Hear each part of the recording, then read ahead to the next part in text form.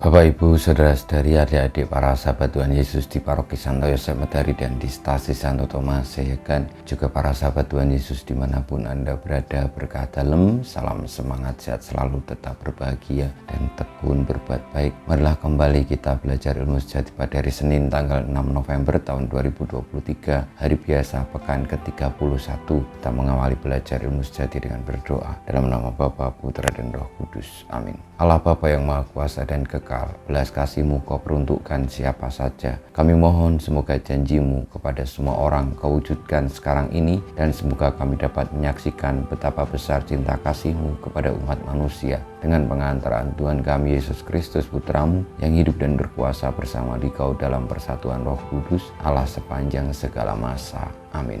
Para sahabat Tuhan Yesus terkasih, kita akan belajar ilmu sejati dari Injil Yesus Kristus menurut Lukas bab 14 ayat 12 sampai dengan 14. Yesus bersabda kepada orang Farisi yang mengundang Dia makan, "Bila engkau mengadakan perjamuan siang atau malam, janganlah mengundang sahabat-sahabatmu, saudara-saudaramu, kaum keluargamu, atau tetangga-tetanggamu yang kaya, karena mereka akan membalasnya dengan mengundang engkau pula. Dan dengan demikian engkau mendapat balasnya. Tetapi bila engkau mengadakan perjamuan, undanglah orang-orang miskin, cacat, lumpuh, dan buta. Maka engkau akan berbahagia karena mereka tidak mempunyai apa-apa untuk membalas engkau, sebab engkau akan mendapat balasnya pada hari kebangkitan orang-orang benar."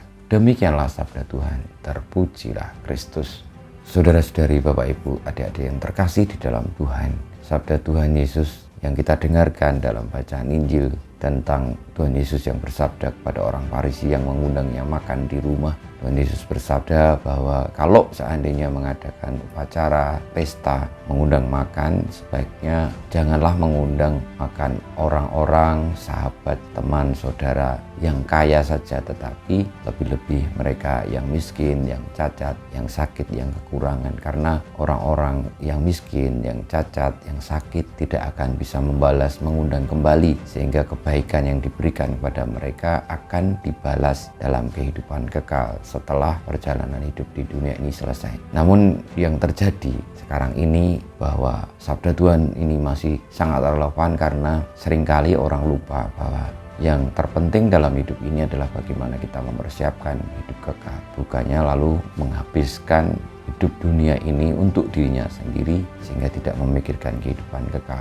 Yang terjadi juga demikianlah, maka sabda Tuhan ini masih sangat relevan bagi kita. Kalau kita diingatkan supaya tidak memanfaatkan, tidak menyingkirkan orang-orang yang miskin, orang-orang yang mungkin dianggap tidak produktif karena tidak bisa memberikan sesuatu hal yang berarti kembali untuk kita ketika kita sudah berusaha untuk memberikan yang menjadi perjuangan kita. Kadang-kadang kita hanya memikirkan untuk memperoleh kembali atas apa yang telah kita keluarkan, kita lakukan.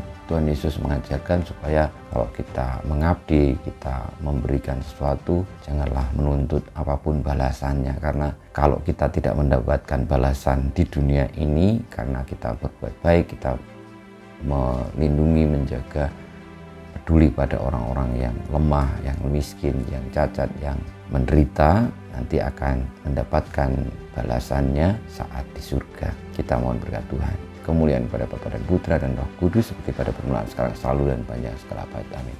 Ya Yesus, jadikanlah hati kami seperti hati-Mu, Tuhan, bersama-Mu dan bersama Roh-Mu kita semua hidup kita, perjuangan kita untuk senantiasa baik tanpa mengharapkan balasan dari siapapun selain dari Allah sendiri. Saat kita menyelesaikan hidup di dunia ini, senantiasa dibimbing, dilindungi, diberkati Allah yang Maha Kuasa, Bapa, Putra, dan Roh Kudus.